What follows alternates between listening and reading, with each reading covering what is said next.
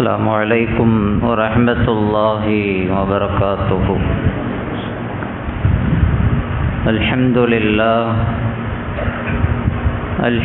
لله نحمده ونستعينه ونستغفره ونؤمن به ونتوكل عليه ونعوذ بالله من شرور أنفسنا ومن سيئات أعمالنا. من يهده الله فلا مضل له ومن يضلل فلا هادي له. ونشهد أن لا إله إلا الله وحده لا شريك له. ونشهد أن سيدنا مولانا محمدا عبده ورسوله. قال الله تعالى في القرآن العظيم والفرقان المجيد: أعوذ بالله من الشيطان الرجيم. بسم الله الرحمن الرحيم. فإذا قضيت الصلاة فانتشروا في الأرض وابتغوا من فضل الله واذكروا الله كثيرا لعلكم تفلحون. وقال نبينا وحبيبنا قرة أعيننا محمد صلى الله عليه وسلم: التاجر الصدوق الأمين مع النبيين والصديقين والشهداء، أو كما قال عليه الصلاة والتسليم. اللهم صل على سيدنا محمد وعلى آل سيدنا محمد طب القلوب ودوائها وعافية الأبدان وشفائها ونور الأبصار وضيائها وعلى آله وصحبه وسلم. அளவற்ற அருளாளன் நிகரற்ற அன்புடையோன் அல்லாஹுவின் திருப்பெயரால் தொடங்குகிறேன். எல்லாம் வல்ல அல்லாஹுவின் அன்பும் அருளும் நம் அனைவரின் மீதும் வந்து சேரட்டுமாக. நபிகள் நாயகம் ரசூலுல்லாஹி ஸல்லல்லாஹு அலைஹி வஸல்லம் அவர்களின் அன்பையும் ஷஃபாஅத்தையும் பெறுவதற்கு ரப்புல் ஆலமீன் நம் அனைவருக்கும் தௌஃபீக் செய்தருள்வானாக. அன்பிற்குரிய அல்லாஹுவின் நல்லடியார்களே, ஆங்கில வருடத்தின் 5வது மாதம் மே மாதம். மே மாதத்தினுடைய தொடக்கத்தில் நாம் அமர்ந்திருக்கிறோம். மே 1ஆம் தேதி உழைப்பாளர் தினம் கொண்டாடப்படுகிறது. அதே மே மாதம் 5ஆம் தேதி வணிகர்கள் தினம் நாட்டில் அனுசரிக்கப்படுகிறது.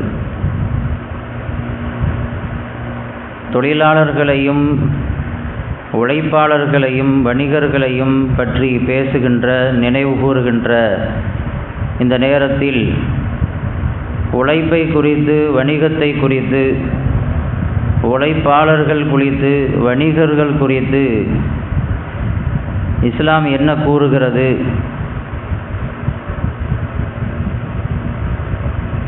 இஸ்லாமிய அடிப்படையில் வணிகம் எப்படி அமையப்பெற வேண்டும், இஸ்லாத்தின் பார்வையில் வணிகர்கள் எப்படி இருக்க வேண்டும், வியாபாரிகள் எப்படி தங்களுடைய வியாபாரத்தை அமைத்து கொள்ள வேண்டும் என்பது குறித்து சிந்திக்க வேண்டும்.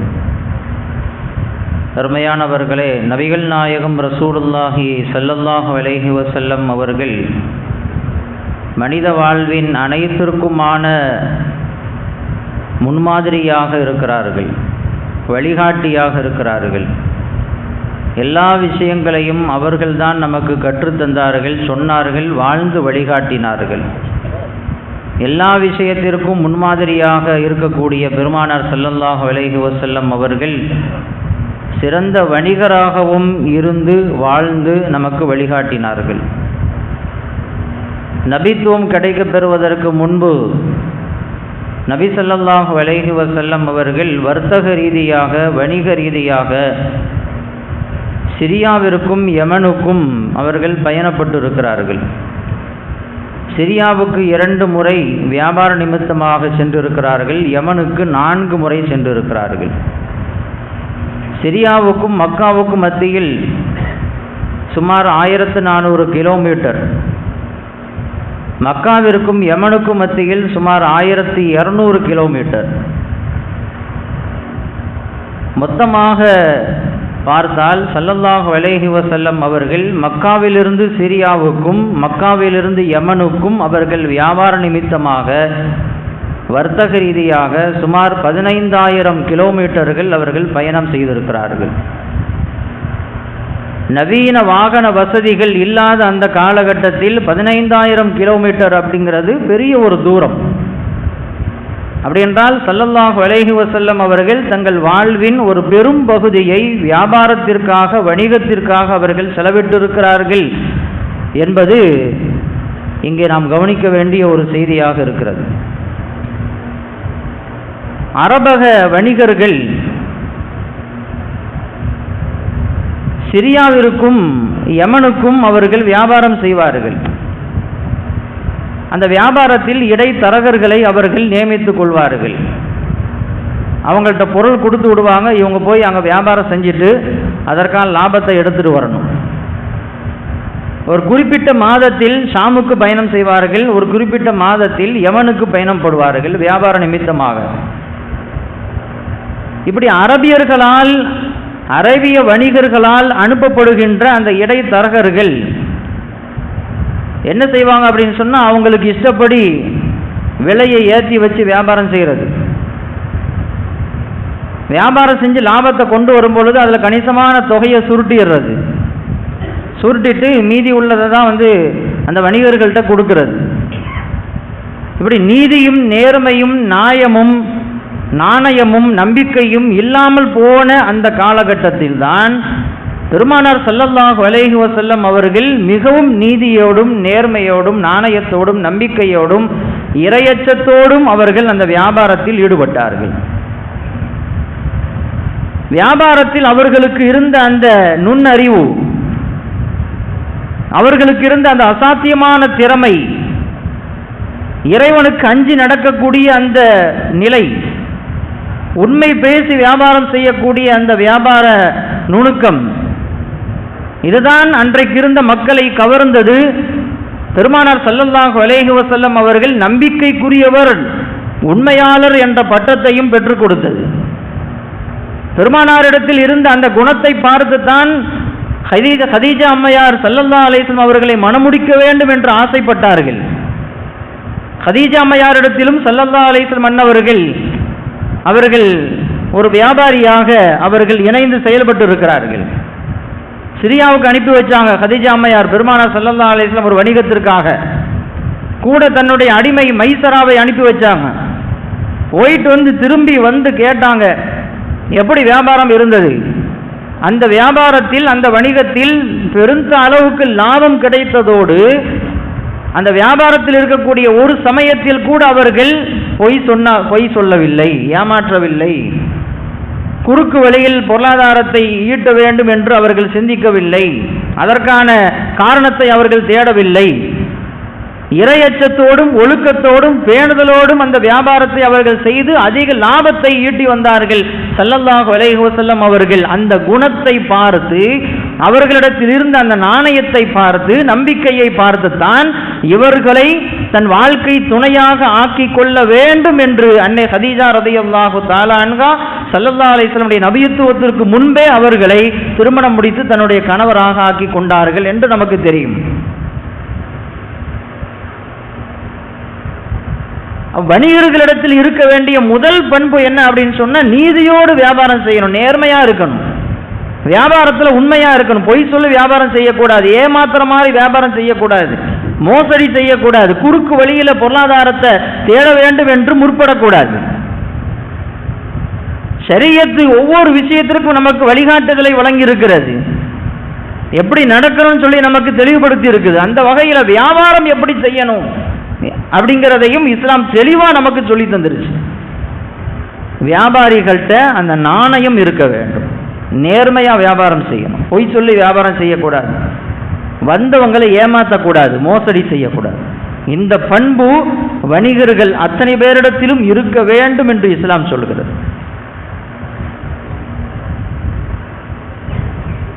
ஒரு காலம் இருந்தது, பாய்மார்கள்னா ரொம்ப சுத்தமாக இருப்பாங்க, கை சுத்தமா இருக்கும், வாழ்க்கை தூய்மையா இருக்கும், பொய் சொல்ல மாட்டாங்க, ஏமாற்ற மாட்டாங்க, திருட மாட்டாங்க, மோசடி செய்ய மாட்டாங்க அவர்களை படைத்த இறைவனுக்கு பயந்து நடப்பாங்க அப்படின்ட்டு சொல்லி இஸ்லாமியர்களை குறித்து ஒரு நல்ல பார்வை ஒரு காலத்தில் இருந்தது. கொடுக்கல் வாங்கல் செய்யறதா இருந்தா பாய்மார்கள்ட்ட செய்யணும், டீலிங் வச்சுக்கிறதா இருந்தா பாய்மார்கள்ட்ட வச்சுக்கணும் அப்படின்னு நினைச்சாங்க ஒரு காலத்துல. இன்னைக்கு பாய்மார்களை பார்த்து அஞ்சுகின்ற ஒரு சூழல் வந்து இருக்கிறது. பாய்மார்களுக்கு வீடு கொடுக்க மாட்டேங்கிறாங்க, கடை கொடுக்க மாட்டேங்கிறாங்க, டீலிங் வச்சுக்க மாட்டேங்கிறாங்க, கொடுக்கல் வாங்கல ஈடுபடுறதுக்கு பயப்படுறாங்க. அவங்க ஏமாத்திடுவாங்க, பொய் சொல்லுவாங்க, மோசடி செய்வாங்க. பாய் கடையா வேண்டாம், வேற கடைக்கு போயிடலாம் அப்படின்னு நினைக்கிற அளவுக்கு நிலைமை இன்னைக்கு தலைகீழாக மாறி இருக்கிறது. சொல்ல போனால் நாம் தலைகீழாக மாற்றி விட்டோம். இஸ்லாமியர்கள் மீது மற்ற சமுதாயத்தவர்களுக்கு ஒரு காலத்தில் இருந்த அந்த நம்பிக்கையை இன்றைக்கு அவநம்பிக்கையாக மாற்றிவிட்டோம். காரணம், நம்மிடத்தில் தூய்மையான வாழ்க்கை இல்லை,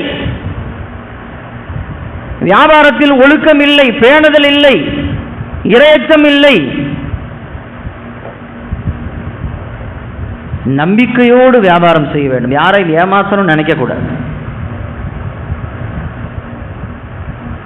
ஒரு காலத்தில் எப்படி தூய்மையான மக்கள் சமுதாயத்தவர்கள் இருந்தார்கள் தெரியும். சிரியா நாட்டில் ஒரு கடைவீதி, புகழ்பெற்ற ஒரு கடைவீதி ஒன்று உண்டு. அதற்கு பெயர் மதகு பாஷா அப்படின்னு சொல்லி அந்த கடைவீதிக்கு பெயர். ரொம்ப மக்களிடத்தில் பிரபலியமான ஒரு பஜார், கடைவீதி. எந்த விஷயத்தில் பிரபலியமானது அப்படிங்கிறது தான் கவனிக்க வேண்டிய விஷயம்.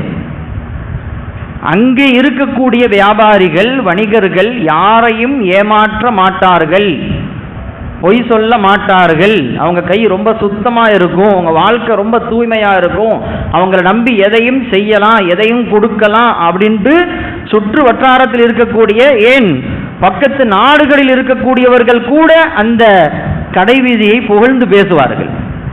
நம்பி எதையும் கொடுத்துட்டு போகலாம் அப்படிங்கிற ஒரு புகழ் அந்த கடைவீதிக்கு இருந்தது. அங்கே வியாபாரம் செய்யக்கூடிய வியாபாரிகளுக்கு மத்தியில் அவர்களை குறித்து அந்த நம்பிக்கை இருந்தது. எங்கேயாவது வெளியூருக்கு போறதா இருந்தா அல்லது ஹஜ்ஜிக்கு போறதா இருந்தா விலை உயர்ந்த பொருட்கள் அல்லது காசு பணத்தை பாதுகாக்கிறது கஷ்டமா இருந்துச்சுன்னா அந்த கடை வீதியில் இருக்கக்கூடிய வணிகர்கள்ட்ட ஒப்படைச்சிட்டு போவாங்களாம். இதை வச்சுக்கோங்க, நான் வந்து வாங்கிக்கிறேன் அப்படின்னு. பல மாதங்கள், ஏன் பல வருடங்கள் கழித்து வந்து கேட்டாலும் கொடுத்ததை அப்படியே திருப்பி தருவாங்க. அப்படி ஒரு சுத்தமான ஒரு வாழ்க்கை அந்த மக்களிடத்துல இருந்தது. வரலாற்றில் இப்படி ஒரு குறிப்பு உண்டு. மதகு பாஷா அந்த கடை வீதியில் ஒரு கடையை தேடி ஒரு நபர் செல்கிறார். அவர் யார் அப்படின்னு சொன்னா ஹஜ்ஜுக்கு செல்லக்கூடியவர். ஹஜ்ஜுக்கு போகும் பொழுது அவர்கிட்ட இருந்த சில காசு பணத்தை அந்த கடைக்காரர்கிட்ட ஒப்படைச்சிட்டு போகலாம் அப்படின்னு சொல்லி வந்திருக்கிறார். ஒரு பையில 3000 திர்ஹம்களை போட்டு இதை வச்சுக்கோங்க, நான் ஹஜ்ஜுக்கு போயிட்டு வந்து வாங்கிக்கிறேன் அப்படின்னு சொல்லிட்டு அவர் போயிட்டார். பல மாதங்கள் கழித்து திருப்பி வர்றார். இன்னைக்கு மாதிரிலாம் சீக்கிரம் வர முடியாதுல்ல, பல மாதங்கள் ஆகும், பல வருஷங்கள் கூட ஆகும் ஹஜ்ஜுக்கு போயிட்டு திரும்பி வர்றதுக்கு. பல மாதங்கள் கழித்து தான் கொடுத்த கடையை தேடி அந்த திருகத்தை வாங்கிட்டு போகலான்னு சொல்லி சம்பந்தப்பட்ட அந்த ஹாஜி வருகிறார். ஒரு கடைக்கு போனார், அந்த கடையை போய் விசாரித்தார். அந்த கடைக்காரர் வெளியே போயிருக்காங்க அப்படின்னு சொல்லி செய்தி சொல்லப்பட்டுச்சு. உட்காருங்க, கொஞ்ச நேரத்தில் வந்துடுவாங்க அப்படின்னு சொன்னாங்க. அவர் உட்காந்து வெயிட் பண்ணார். கொஞ்ச நேரத்தில் கடைக்காரர் வந்தார். என்ன விஷயமா வந்திருக்கீங்கன்னு கேட்டார். இந்த மாதிரி நான் ஹஜ்ஜிக்கு போனேன், போகும் பொழுது இந்த மாதிரி உங்கள்கிட்ட ஒரு அமானிதத்தை கொடுத்துட்டு போனேன் அப்படின்ட்டு அவர் சொல்ல, அப்படியா, அவங்க பேர் என்ன அப்படின்னு விசாரிக்கிறார். இந்த பேர், எந்த ஊர்? இந்த ஊர். எவ்வளோ கொடுத்தீங்க? இந்த மாதிரி 3000 திர்ஹம் கொடுத்தேன். எதில் வச்சு கொடுத்தீங்க? ஒரு பையில் வச்சு கொடுத்தேன். அந்த பையனுடைய கலர் என்ன? சிகப்பு கலர். எல்லாத்தையும் விசாரிக்கிறார் அந்த கடைக்காரர். ஏன் இவ்வளோ விசாரிக்கிறாரு அப்படின்ட்டு அவருக்கும் ஒரு சின்ன ஒரு அச்சம். எல்லாத்தையும் விசாரிச்சுட்டு அந்த கடைக்காரர் வந்தவரை கொஞ்ச நேரம் வெயிட் பண்ணுங்க அப்படின்னு உட்கார வச்சுட்டு வெளியே போனார். போயிட்டு கொஞ்ச நேரம் கழித்து அவர் சொன்ன மாதிரியே சிகப்பு பை, அதில் 3000 திர்ஹம் கொண்டு வந்து கொடுத்தார். நீங்கள் கொடுத்த அமானிதத்தை எடுத்துக்கொள்ளுங்கள் அப்படின்னு சொல்லி கொடுத்தார். அவர் வாங்கிட்டு ஜஸாக்குமுல்லா, அல்லாஹ் உங்களுக்கு நற்கூலி வழங்கட்டுமாக அப்படின்னு துவா செஞ்சுட்டு அந்த கடையை விட்டு வெளியே வந்து ஒரு 2 கடையை தாண்டாரு. எதாச்சையாக திரும்பி பார்க்கிறாரு, அங்கே ஏற்கனவே இவர் யார்கிட்ட அந்த பைய கொடுத்துட்டு போனாரோ அவர் அங்க நிற்கிறார். ஆக்சுவலா இந்த கடையில தான் அவர் கொடுத்திருக்கிறார். முதல்ல அவர் அந்த கடைக்கு அவர் போகவே இல்லை. அந்த கடையில் அவர் 3000 திர்ஹத்தை கொடுக்கவே இல்லை. இந்த கடையில தான் 3000 திர்ஹத்தை கொடுத்திருக்கிறார். இவரை பார்த்தவொன்னு அவர் வரவேற்கிறார், வாங்க ஹாஜி, ஹஜ்ஜில் நல்ல சிறப்பா முடிஞ்சா அப்படின்னு விசாரிச்சு அவர் உட்கார வச்சு, இந்தாங்க நீங்க கொடுத்த 3000 திர்ஹம் அப்படின்னு சொல்லி அவர் கையில கொடுக்கிறார். இவருக்கு ஆச்சரியம், உங்கள்கிட்ட தானே கொடுத்துட்டு போனேன், நீங்க கரெக்டா கொடுத்துட்டீங்க, அவர் ஏன் சம்மந்தம் இல்லாம அந்த காசை கொடுத்தாருன்னு தெரியலையே அப்படின்னு திருப்பி அந்த கடைக்கு போய் நடந்ததை சொல்றார். நான் இந்த கடையில தான் கொடுத்தேன், நானே தெரியாம உங்க கடைக்கு வந்துட்டேன், ஆனா நீங்க எல்லாத்தையும் விசாரிச்சுட்டு நான் கொடுக்காத அந்த 3000 திர்ஹத்தை என் கையில கொடுத்துட்டீங்களே அப்படின்னு கேட்கும் பொழுதுதான் அவர் சொன்னாராம், நீங்க பேசினதை பார்க்கும் பொழுது நீங்க உண்மையா தான் கொடுத்தீங்கன்னு விளங்கிக்கிட்டேன். நீங்க எந்த நம்பிக்கையில வந்திருக்கிறீங்க? சிரியாவில் இருக்கக்கூடிய மதகு பாஷா என்ற அந்த கடை வீதியில் இருக்கக்கூடிய வணிகர்கள், வியாபாரிகள் கை சுத்தமா இருக்கும், ஏமாற்ற மாட்டாங்க, மோசடி செய்ய மாட்டாங்க, பிறருடைய பொருளுக்கு ஆசைப்பட மாட்டாங்க, எல்லாம் சரியா செய்வாங்க, இறைவனுக்கு பயந்து நடப்பாங்க அப்படிங்கிற நம்பிக்கையில தான் கொடுத்துருக்கிறீங்க. என் கடையை தேடி வந்திருக்கிறீங்க, என்கிட்ட கொடுத்ததா சொல்லி இருக்கிறீங்க. நான் இல்லைன்னு மறுத்துட்டேன்னா என்னை ஏமாத்தி விட்டார்கள் என்று நீங்க கருதி விடக்கூடாது. நான் ஏமாத்தினு நினைக்க மாட்டீங்க. சிரியா என்னை ஏமாற்றி விட்டது, மதகு பாஷா அந்த கடை வீதி என்னை ஏமாற்றி விட்டது என்று நீங்கள் சொல்லிவிடுவாய். இந்த சிரியாவுக்கு இருக்கக்கூடிய நம்பிக்கையில் அது கோளாறாக அமைந்துவிடும். எனவே என்கிட்ட நீ கேட்கும் பொழுது 1000 திர்ஹம் தான் இருந்துச்சு. எனவே 2000 திர்ஹத்தை கடன் வாங்கி நீங்கள் சொன்ன மாதிரியே ஒரு சிகப்பு பைய நான் விலைக்கு வாங்கி அதுல வச்சு கொடுத்தேன் அப்படின்னு சொல்லி அவர் சொன்ன பொழுதுதான் அவர் கண்ணீர் விட்டு அழுதார். அந்த ஹாஜி எவ்வளவு தூய்மையான வாழ்க்கை வாழுகிறார்கள். ஒரு சில பல 1000 திர்ஹமுக்காக என் நாட்டினுடைய மானத்தை நான் அடக வைக்க விரும்பவில்லை என்று அந்த கடைக்காரர் சொன்ன பொழுதுதான் இவருடைய கண்ணீரை அடக்க முடியவில்லை. எவ்வளவு தூரம் தூய்மையாக அவர்கள் வாழ்ந்திருக்கிறார்கள். பிறரை ஏமாற்றக்கூடாதுன்னு நினைச்சிருக்கிறாங்க, மோசடி செய்யக்கூடாதுன்னு நினைச்சிருக்கிறாங்க, நம்பி வந்தவங்களை அவங்களுக்கு அவநம்பிக்கை ஏற்படுத்தக்கூடாதுன்னு நினைச்சிருக்கிறாங்க. இந்த ஒரு நம்பிக்கை இஸ்லாமியர்கள் மீது அன்றைக்கு இருந்தது. சில காலங்கள் வரைக்கும் அந்த நம்பிக்கை இருந்து கொண்டுதான் இருந்தது. இன்னைக்கு அந்த நம்பிக்கை எடுபட்டு போய்விட்டது. இஸ்லாமியர்களை மற்றவங்க நம்புறதில்லை, புகழ்ந்து பேசுறதில்லை. சேவைகள் செய்வதில் வேண்டுமானால் இஸ்லாமியர்களை புகழ்கிறார்கள். ஏதாவது கஷ்டம்னா பாய்மார்கள் நிற்பாங்க, மழை வெள்ளம்னா பாய்மார்கள் வருவாங்க, கொரோனா போன்ற பெருந்தொற்று நேரத்தில் பாய்மார்கள் நிற்பாங்க, அதுல வேணா புகழலாம். கொடுக்கல் வாங்கல்ல இஸ்லாமியர்கள் இன்னைக்கு புகழ்றத பார்க்கிறோமா? இல்லையே. எங்கே போனது அந்த நாணயம்? எங்கே போனது அந்த நீதி, நேர்மை, சுத்தமான வாழ்க்கை, தூய்மையான வாழ்க்கை எங்கே போனது? வணிகர்கள் இப்படித்தான் இருக்க வேண்டும் என்று ஒரு அழகான ஒரு வழிகாட்டுதல் இஸ்லாம் வழங்கி இருக்கிறது. யாரையும் ஏமாத்துற நோக்கத்தில் எதையும் செய்யக்கூடாது, மோசடி செய்யக்கூடாது, அந்த எண்ணமே வரக்கூடாது. நம்ம கடைக்கு ஒருத்தர் நம்பி வர்றாருன்னா அவரை ஏமாத்துற மாதிரி எந்த செயலையும் ஈடுபடக்கூடாது. இது வணிகர்கள் அத்தனை பேரும் கடைபிடிக்க வேண்டிய ஒரு பண்பு. ஏமாந்து போகக்கூடாது. முன்னோர்கள் அப்படிப்பட்ட ஒரு வாழ்க்கையை வாழ்ந்து நமக்கு வழிகாட்டினார்கள். மோசடி செய்யாத ஒரு வாழ்க்கை, வியாபாரத்தில் உண்மையாக இருந்தார்கள், பொய் சொல்லக்கூடாது அப்படிங்கிறதுல வைராக்கியமா இருந்தாங்க. நமக்கு தெரியும், அபூ ஹனீஃபா ரஹ்மத்துல்லாஹி அலைஹி மிகப்பெரிய இமாம், மிகப்பெரிய இமாமாக இருந்த அவர்கள் பெரிய அளவில் வியாபாரியாகவும் இருந்தார்கள். கடையில் ஒரு பையனை வேலைக்கு வச்சிருந்தாங்க. தொழுகைக்கு எங்கேயோ போயிட்டு வந்தாங்க. போயிட்டு கேட்டாங்க, என்னப்பா யாரும் வந்தாங்க, கஸ்டமர் வந்தாங்களா, எதுவும் பொருள் வியாபாரம் பண்ணியா அப்படின்னு. ஒரு துணி கடை அது. ஆமாம், இந்த மாதிரி ஒரு துணியை வியாபாரம் செஞ்சா ஒருத்தர் வாங்கிட்டு போயிட்டாரு. அப்படி எந்த துணியும் கேட்டாங்க. இந்த துணி அப்படின்னு ஒரு துணி எடுத்து காட்டினார். இந்த துணியில் ஒரு டேமேஜ் இருக்குமே, அதை சொன்னியாப்பா அப்படின்னு கேட்டாங்க. இல்லையே, சொல்லலையே. எதுக்கு நீ சொல்லாமல் வியாபாரம் செஞ்ச? உண்மையை பேசி வியாபாரம் செய்யக்கூடியவருக்குத்தான் பரக்கத்து கிடைக்கும் என்பது ஸல்லல்லாஹு அலைஹி வஸல்லம் நபி மொழி. வாங்கக்கூடியவரிடத்திலும் உண்மை இருக்க வேண்டும், கொடுக்கக்கூடியவரிடத்திலும் உண்மை இருக்க வேண்டும். 2 பேரிடத்திலும் உண்மை இருக்கும் பட்சத்தில் 2 பேருக்கும் பரக்கத்து இருக்கும். இவருக்கு காசு வந்து சேருது, வணிகருக்கு, இவருக்கு அந்த காசுல பரக்கத்து இருக்கும், அவருக்கு பொருள் போய் சேருது, அந்த கஸ்டமருக்கு அந்த பொருள்ல பரக்கத்து இருக்கும். ஏன்னா ரெண்டு பேரும் உண்மை பேசியிருந்தால், உண்மையை மறைத்து வியாபாரம் செய்தால் பரக்கத் எடுக்கப்பட்டு விடும் என்று சொன்னார்கள் ஸல்லல்லாஹு அலைஹி வஸல்லம். பரக்கத்து கிடைக்கும் கிடைக்காம போறது ஒரு பக்கம் இருக்கட்டும், அது அவரை மோசடி செஞ்ச மாதிரி தான் ஆச்சு, ஏமாத்துற மாதிரி தான் ஆச்சு. நம்ம கடையை நம்பி வந்திருக்கிறார், நம்ம கடையில் வந்தால் தரமான பொருள் கிடைக்கும் நம்பித்தானே வந்தார். அந்த பொருள்ல ஒரு குறை இருக்கும் பொழுது நீ எப்படி சொல்லாம வியாபாரம் பண்ண அப்படின்னு சொல்லி கண்டிச்சு, யார் வந்தது, அவர் எந்த ஒரு ஊர்வாசி அப்படின்னு கேட்டாங்க. தெரியாது, வெளியூர். எங்க இருந்து வந்தார், எந்த பக்கமா போனார் அப்படின்னு விசாரிக்கிறாங்க. இந்த பக்கமா தான் போனார் அப்படின்னு சொல்ல, அவர் எவ்வளவு காசு கொடுத்து வாங்கினார், இத்தனை திர்ஹம் கொடுத்து வாங்கினார். அந்த திர்ஹமை கையில எடுத்துட்டு அபூ ஹனீஃபா ரஹ்மத்துல்லாஹி அலைஹி அவர்கள் போன திசையை நோக்கி புறப்பட்டு போகிறார்கள். ரொம்ப நேரம் பயணிச்ச பிறகு அவரை கண்டுபிடிச்சாங்க. கண்டுபிடிச்சு விசாரிச்சா தான் கடையில் அவர் தான் பொருள் வாங்கிட்டு போயிருக்கிறார். அவரை கூப்பிட்டு கையை பிடிச்சி மன்னிப்பு கேட்டு, ஏன் மன்னிப்பு கேட்குறீங்கன்னு கேட்ட பொழுது, இந்த மாதிரி என் கடையில் வந்து ஒரு துணியை வாங்கிட்டு போயிட்டீங்க, அதில் ஒரு குறை இருந்துச்சு, நான் சொல்லியிருந்தேன், அந்த என் கடையில் உள்ள பையன் மறந்துட்டான், தயவு செஞ்சு இந்த காசை நீங்கள் வச்சுக்குங்க அப்படின்னு சொன்ன பொழுதுதான் அவர் ஆச்சரியத்தின் உச்சத்திற்கு போனார். அவர் ஒரு யகூதி, அந்த கடைக்கு வந்த கஸ்டமர்.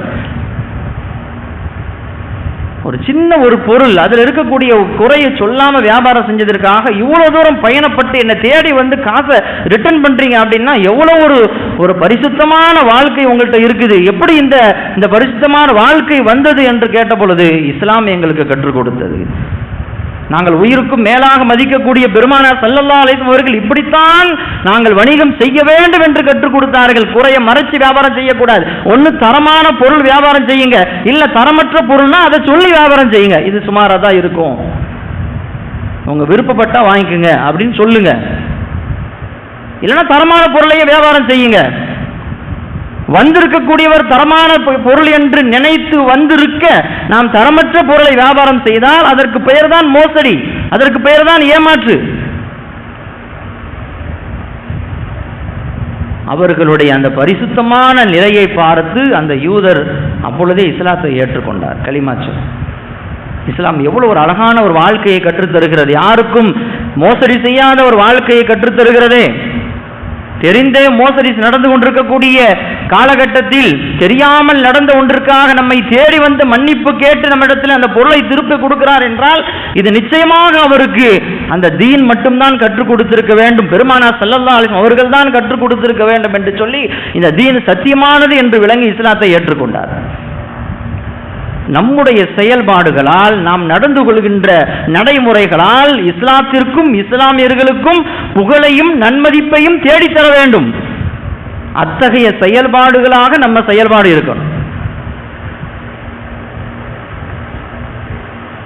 பிரச்சாரத்தால், உபதேசங்களால், வார்த்தைகளால், எழுத்துக்களால் இஸ்லாம் பரவியதை காட்டிலும் இந்த உலகத்தில் தீன் வேகமாக உலகத்தில் எல்லா நாடுகளுக்கும் போய் சேர்த்தது எது அப்படின்னா அன்னைக்கு வாழ்ந்த இஸ்லாமியர்களிடத்தில் இருந்த அந்த நற்குணங்கள் தான், நீதியும் நேர்மையும் தான், அந்த நம்பிக்கை என்ற குணம் தான். அதுதான் இஸ்லாத்தை உலகம் முழுக்க பரவ செய்தது என்று சொன்னால் அது மிகையாகாது. இந்தியாவுக்கு முதல்ல தீனுல் இஸ்லாம் எப்படி வந்துச்சு தெரியுமா? இந்தியாவுக்கு தீனுடைய பிறப்பிடம் அரேபியா, மக்கா. பெருமானார் ஸல்லல்லாஹு அலைஹி வஸல்லம் அங்கே தான் தீனை அறிமுகப்படுத்தினாங்க. அங்கிருந்து பல மைல் தூரம் இருக்கக்கூடிய இந்த இந்தியாவிற்கு தீன் எப்படி வந்துச்சு? வரலாற்று ஆசிரியர்கள் சொல்லுகிறார்கள், பெருமானார் ஸல்லல்லாஹு அலைஹி வஸல்லம் அவர்கள் வருகைக்கு முன்பும் அவர்கள் வந்த பின்பும் அரேபியர்களுக்கு இந்தியாவுடனும் இலங்கையுடனும் வர்த்தக ரீதியான தொடர்பு இருந்தது. அரபு நாட்டிலிருந்து இந்தியாவுக்கு வருவாங்க வியாபாரத்திற்காக, இலங்கைக்கு வருவாங்க வியாபாரத்திற்காக. அப்படி வந்த வணிகர்களால் தான் இந்தியாவுக்கு முதலாக இஸ்லாம் அறிமுகமானது என்று சொல்கிறார் வரலாற்று ஆசிரியர் நெடுஞ்செழியன். அந்த வணிகர்கள் தான் இந்தியாவுக்கு இஸ்லாத்தை கொண்டு வந்து சேர்த்தாங்களாம். அவர்களிடத்தில் இருந்த அந்த நாணயம், உண்மை பேசி வியாபாரம் செய்ய வேண்டும் என்ற அந்த ஒழுக்கமான வாழ்வியல் நடைமுறை, அதை பார்த்து அதனால் கவரப்பட்டு ஈர்க்கப்பட்டு தான் இந்தியாவிற்கு இருக்கின்ற மக்கள் இஸ்லாத்தை ஏற்றுக்கொண்டார்கள் என்று அந்த வரலாற்று ஆசிரியர் பதிவு செய்திருக்கிறார். அப்படிப்பட்ட வாழ்க்கை நமக்கு வர வேண்டும் அல்லவா? நம்மளுடைய ஒழுக்கத்தை பார்த்து, நம்மளுடைய பேணுதலை பார்த்து, நாம் நடந்து கொள்ளுகின்ற அந்த நடை உடை பாவனைகளை பார்த்து, இவர் ஒரு பாய், இவர் அழகா தான் தூய்மையா இருக்கிறாரு, அந்த தீனும் தூய்மையா தான் இருக்கும் அப்படின்னு பார்த்து மக்கள் இஸ்லாத்தை நோக்கி வரணும். அந்த மாதிரியான ஒரு குணங்கள் நமக்கு இருந்தால் தானே இஸ்லாமியர்கள், உண்மையான இஸ்லாமியர்களாக நாம் இருக்க முடியும். அல்லாஹ்வுக்கு பயந்து வியாபாரம் செய்யணும். அல்லாஹ் பார்த்து கொண்டு இருக்கிறான் என்ற உணர்வோடு. வியாபாரத்தின் ஒழுங்குகள் எவ்வளவோ இருக்குது, எல்லாத்தையும் சொல்ல முடியாது. சுருக்கமாக சொல்றதா இருந்தால் அல்லாஹ் பார்த்து கொண்டு இருக்கிறான் என்ற உணர்வோடு வியாபாரம் செய்யணும். அல்லாஹ் குர்ஆன்ல ஃபைதா குலியத்தி ஸலாத்து ஃபன்தஷிரு ஃபில் அர்தி வப்தகு மின் ஃபضலில்லாஹ், ஜும்மாவுக்கு பாங்கு சொல்லப்பட்டுட்டா வியாபாரம் செய்யக்கூடாது, வியாபாரத்தை ஸ்டாப் பண்ணிடணும். அதுக்கு பிறகு வியாபாரம் செய்யறது ஹராம்னு வருது. பள்ளிக்கு வந்துடணும். பள்ளிக்கு வந்துட்டு தொழுகை முடிச்சிட்டு அல்லாஹ் என்ன சொல்றான் தெரியுமா? இங்கேயே உட்காராதீங்க, நீங்க வியாபாரத்தை பார்க்க போங்க. பாங்கு சொன்ன உடனே வியாபாரத்தை விட்டுட்டு வந்தீங்கல்ல, தொழுகை முடிச்ச பிறகு மறுபடியும் நீங்க பொருளாதாரத்தை தேட நீங்க வெளியே புறப்பட்டு போங்க அப்படின்னு சொல்லிட்டு அல்லாஹ் சொல்றான், வதுகுருல்லாஹ கசீரா, நீங்கள் அல்லாஹ்வை அதிகமாக திக்ர் செய்யுங்கள். வியாபாரத்துக்கு போங்கன்னு சொல்லிட்டு அடுத்த வார்த்தை அல்லாஹ் என்ன சொல்றான்னா, நீங்க அதிகமா திக்ர் செய்யுங்கிறான். வியாபாரத்தில் என்ன திக்ர் செய்ய போறோம்? அல்லாஹ்வை திக்ர் செய்தல் என்பதற்கு அர்த்தம் என்னன்னா, அல்லாஹ்வை நீங்கள் நினைவு கூறுங்கள். அல்லாஹ் பார்த்து கொண்டிருக்கிறான் என்று நினைவோடு உங்க வியாபாரத்தை வச்சுக்குங்க. வியாபாரத்திலும் அல்லாஹ்வை நீங்கள் நினைத்து பாருங்கள். பொய் சொல்லாதீங்க, மோசடி செய்யாதீங்க, யாரையும் ஏமாத்தாதீங்க, குறைகளை மறைச்சு வியாபாரம் செய்யாதீங்க, குறுக்கு வழியில சம்பாதிக்கணும்னு நினைக்காதீங்க. எல்லா அர்த்தமும் அந்த வார்த்தைக்குள் இருக்கிறது, அல்லாஹ்வை நினைவு கூறுங்கள் என்ற வார்த்தைக்குள். இன்னைக்கு பொருளாதாரத்தை தேடுறதுக்கு, சம்பாதிக்கிறதுக்கு நிறைய குறுக்கு வழிகளை தேட ஆரம்பிச்சிட்டாங்க. பல்வேறு தந்திரங்களை செய்ய ஆரம்பிச்சிட்டாங்க. ஒரு பஸ்ஸில் ஒரு வியாபாரி ஒரு பழம் வியாபாரம் செஞ்சுட்டு இருந்தார்.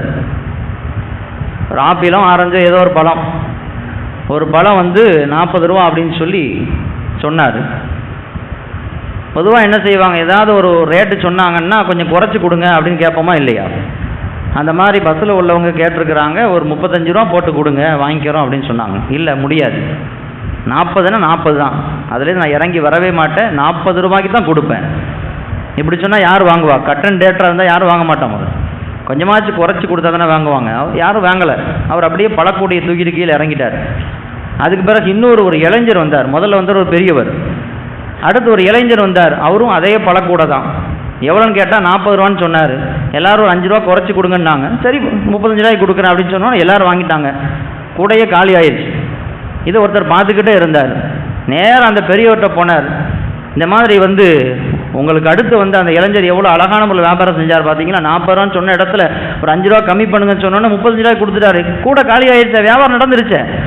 நீங்கள் கட்டன் டேட்டாக இருக்கீங்க, ஒரு 5 ரூபா குறைச்சி வியாபாரம் செய்ய வேண்டியதானே அப்படின்னு அவர் மேலே பரிதாபப்பட்டு இறக்கப்பட்டு அட்வைஸ் பண்ணப்போ அந்த பெரியவர் சொன்னாராம், அந்த கூடையும் என் கூட தான், 2வது போனவர் என் பையன்தான். இது ஒரு வியாபார யுக்தி. முதல்ல போய் ஒருத்தர் ரேட்டை குறைக்க மாட்டார்னா யாரும் வாங்க மாட்டாங்க. 2வது ஒருத்தர் போய் வியாபாரம் செய்யும்போது குறைச்சி கொடுத்தாங்கன்னா பரவாயில்ல, அவர் இறங்கியே வரல, இவர் இறங்கி வந்துட்டாரு, இவர்கிட்ட வாங்குவோம் அப்படின்னு சொல்லி வாங்குவாங்கல்ல. இது வியாபார யுக்தி. முதல்ல எந்த பஸ் வந்தாலும் நான் போய் நிற்பேன், கட்டன் டேட்டா பேசுவேன், யாரும் வாங்க மாட்டாங்க. அது மாதிரி என் பையனை அனுப்பி வைப்பேன், எல்லாம் காலியாயிடும். வியாபார யுக்தி, தந்திரங்கள். ஒரு வகையில் ஒரு ஏமாற்று வேலை தானே. இன்னைக்கு எந்த கடைக்கு போனாலும் சொன்ன ரேட்டுக்கு வாங்க மாட்டோம். நம்ம யாராக இருந்தாலும் ஒரு 5 ரூபா கம்மி பண்ணுங்க, ஒரு 100 ரூபா கம்மி பண்ணுங்க அப்படின்ட்டு கொஞ்சம் குறைச்சிக்கிட்டே வருவோம். ஏன்னா அவங்க அசல் ரேட்டை விட கொஞ்சம் கூடுதலாக தான் வச்சுருப்பாங்க, நமக்கு தெரியும். அவங்களும் கரெக்டான ரேட்டுக்கு கொடுக்க மாட்டாங்க, ஒரு 100 ரூபா ஜாஸ்தி வச்சு தான் ப்ரைஸ் போட்டிருப்பாங்க. ஏன்னா வர்றவங்க குறைச்சி கேட்பாங்கன்னு அவங்களுக்கு தெரியும். சுருக்கமாக சொல்லணும் அப்படின்னா, எந்த இடத்திலும் உண்மை இல்லாமல் போனது. முன்னோர்கள் வரலாறு தேடி பாருங்க, படிச்சு பாருங்க எப்படி இருந்துச்சு. ஜாபிர் இப்னு அப்துல்லா ரலியல்லாஹு தஆலா அன்ஹு ஒரு குதிரை ஒன்று வாங்கினாங்க. அவருடைய பணியால் ஒரு குதிரை போய் வாங்கிட்டு வந்தார். அடிக்கடி கேட்டிருப்போம் அந்த சம்பவத்தை. 300 திருகத்துக்கு வாங்கிட்டு வந்துட்டார். அவரை கேட்டாங்க, எவ்வளோ கொடுத்து வாங்கினேன்? 300 திரகத்தை கொடுத்து வாங்கினேன். இன்னும் காசு கொடுக்கல. அவர் அந்த குதிரைக்காரரையும் கூப்பிட்டு வந்துட்டார். அந்த குதிரையை பார்த்த உடனே ரொம்ப அழகாக இருக்குது, பார்க்கறதுக்கு ரொம்ப மிரட்சி ஆகிற மாதிரி, ரொம்ப வலிமை கொண்ட ஒரு குதிரையாக இருக்குது. ஜரீர் இப்னு அப்துல்லா ரலியல்லாஹு தஆலா அன்ஹு அந்த குதிரைக்காரரை கூப்பிட்டு சொன்னாங்களாம், நீங்கள் 300 ரூபா விலை பேசியிருக்கிற, ஆனால் இந்த குதிரை வந்து 800 ரூபாய்க்கு விலை போகக்கூடிய ஒரு குதிரை, அவ்வளவு தரமான ஒரு குதிரையை நீ வச்சிருக்கிற, நீ கம்மியாக விலை பேசியிருக்கியாப்பா, அதனால் நான் 800 திரகத்தை கொடுத்து வாங்கிக்கிறேன் அப்படின்னு சொன்னோன்னே அவர் ஆச்சரியப்பட்டு போனார். அவரே 300 தான் கேட்டிருக்காரு. இவங்க என்ன செய்கிறாங்க, 500 திரகத்தை எக்ஸ்ட்ரா கொடுத்து 800 திரகத்தை கொடுத்து குதிரை வாங்கினாங்கண்ணா. அவர் ஆச்சரியத்திற்கு போயிட்டார். என்ன எங்கேயுமே நடக்காத ஒரு புதிராக இருக்குது, உலகத்தில் எங்கேயுமே நடக்காத ஒரு ரேட்டு சொன்னால் அதுலேருந்து குறைச்சி தான் கேட்பாங்களே தவிர, இந்தாங்க ஒரு கூட வச்சுக்கோங்க, 1000 ரூபா ஒரு ட்ரெஸ்ஸை கடைக்காரர் சொல்கிறாருன்னா, இல்லை நல்ல ட்ரெஸ்ஸாக இருக்குது 1500 நான் கொடுக்குறேன் அப்படின்னு யாராவது சொல்லி வாங்குவோமா? அப்படி வாங்கினா அவரை பார்த்து முட்டாள்னு சொல்லுவோம். இந்த உலகமே முட்டாள், பொழைக்க தெரியாதன்னு சொல்லுவோம்.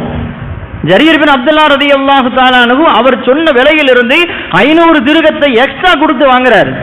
இது எப்படி உங்களால் இது சாத்தியமானது என்று ஆச்சரியப்பட்டு அவர் கேட்கிற பொழுது ஸல்லல்லாஹு அலைஹி வஸல்லம் அவர்கள் சொன்ன ஒரு ஹதீஸை நினைவுபடுத்துகிறார்கள். ஜரீர் இப்னு அப்துல்லா ரலியல்லாஹு தஆலா அன்ஹு அன்-நுஸ்ஹி லிகுல்லி முஸ்லிம், எல்லா மனிதரிடத்திலும் நலவை நாட வேண்டும் என்று பெருமானார் ஸல்லல்லாஹு அலைஹி வஸல்லம் அவர்கள் எங்களுக்கு கற்றுக் கொடுத்தார்கள். இந்த குதிரையை நான் விற்கிறதா இருந்தா 800 திரகத்துக்கு தான் நான் விற்பேன். இதே மாதிரி தானே உனக்கும் கிடைக்கணும் நான் நினைக்கணும். நான் எப்படி இந்த குதிரையில் நான் எதிர்பார்ப்பேனோ அதே எதிர்பார்ப்பு உனக்கும் கிடைக்கணும் சொல்லி நாடக்கூடியவன் தான் உண்மையான முஸ்லிமாக இருக்க முடியும். உன் இடத்திலிருந்து நான் சிந்தித்தேன், எனவே இது 800 திரகத்திற்கு விலை போகக்கூடிய குதிரை என்று சொல்லி 500 திரகத்தை அதிகமாக கொடுத்தேன். ஏன்னா ஸல்லல்லாஹு அலைஹி வஸல்லம் எல்லோருக்கும் நன்மையை நாட வேண்டும் என்று சொன்னார்கள். ஒருவன் தனக்கு விரும்புவதை போன்று பிறருக்கும் விரும்ப வேண்டும் என்று கற்றுக் கொடுத்தார்கள். அந்த வாழ்க்கை தான் என்னை உன்னிடத்தில் இப்படி நடக்க வைத்தது என்று சொன்னார் ஜரீர் இப்னு அப்துல்லா ரலியல்லாஹு தஆலா. இப்படிப்பட்ட ஒரு வாழ்க்கை நம்ம இடத்தில் வர வேண்டும். உண்மையாக இருக்க வேண்டும், பிறர் விஷயத்தில் நலவை நாட வேண்டும், யாரும் என்னிடத்தில் ஏமாந்து விடக்கூடாது என்பதில் கவனமாக இருக்க வேண்டும். அதில் தான் பரக்கத்து இருக்கிறது. ரெண்டாவது மிக முக்கியமாக வணிகர்கள் கவனிக்க வேண்டிய செய்தி என்ன அப்படின்னு சொன்னா, நாம் செய்யக்கூடிய வியாபாரமோ தொழிலோ பிசினஸோ தீனுக்கு எந்த விதமான ஒரு குறையையும் ஏற்படுத்தாத வகையில் அந்த வியாபாரம் இருக்கணும். அல்லாஹ் குர்ஆன்ல சொல்றா, ரிஜாலுல் லா துல்ஹீஹிம் திஜாரத்தும் வலா பைஉன் அன் திக்ரில்லாஹ், அவர்கள் செய்யக்கூடிய வியாபாரம் தொழில் அதுவெல்லாம் இறைவனுடைய ஞாபகத்தை விட்டும் அவர்களை பாராமுகமாக ஆக்காது. வியாபாரத்திற்காக அவர்கள் அல்லாஹ்வை மறக்க மாட்டாங்கன்னு அல்லாஹ் புகழ்ந்து பேசுறான். சில நல்ல மனிதர்களை வியாபாரத்திற்காக தீனை விட்டுறக்கூடாது, வியாபாரத்திற்காக தொழுகை விட்டுறக்கூடாது, வியாபாரத்திற்காக தீனுடைய அம்சங்களை தவற விட்டுறக்கூடாது. அது நல்ல வணிகர்களுக்கான அடையாளம் அல்ல. அல்லாஹ் குர்ஆன்ல எங்கெல்லாம் பொருளாதாரத்தை குறித்து பேசுறானோ அங்கெல்லாம் இபாதத்தையும் சேர்த்து பேசுவான். ஃபபத்தகு இன்தல்லாஹி ரிஸ்க் வஅபுதுஹு, அல்லாஹ் குர்ஆன்ல சொல்றான், அல்லாஹ் கிட்ட இருந்து நீங்கள் ரிஸ்கை தேடுங்கள் அப்படின்னு சொல்லிட்டு ஸ்டாப் பண்ணல. வஅபுதுஹு, அல்லாஹ்வை நீங்கள் வணங்கவும் செய்யுங்கள். இன்னைக்கு வியாபாரத்திற்காக எத்தனை பேர் நம்ம தீன்ல குறை வச்சிட்டு இருக்கிறோம், தீனை கண்டுக்கிறது இல்லையே, தீன்ல கடமையில் நாம் பாராமுகமாக இருந்து கொண்டு இருக்கிறோமே. ரிஸ்கை தேடுங்கள், அல்லாஹ்வை வணங்கவும் செய்யுங்கள் அல்லாஹ் சொல்றான். தீனும் வேண்டும் துன்யாவும் வேண்டும். அந்த துன்யாவை எப்படி தேட வேண்டும் என்றால் தீனை அடிப்படையாக வைத்து தேட வேண்டும். இதுதான் இஸ்லாத்தினுடைய நிலைப்பாடு. அல்லாஹ் ரப்புல் ஆலமீன் அத்தகைய தூய்மையான வாழ்வை நம் அனைவருக்கும் அமைத்து தருவானாக.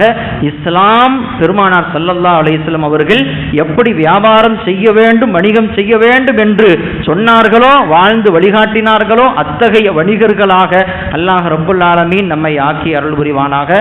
நாம் செய்யக்கூடிய எல்லா காரியத்திலும் இறைவனை அஞ்சி நடக்க தௌஃபீக் செய்வானாக. வஆகிரு தஅவானா அனில் ஹம்துலில்லாஹி ரப்பில் ஆலமீன். அஸ்ஸலாமு அலைக்கும் வரஹ்மத்துல்லாஹி வபரகாத்துஹு.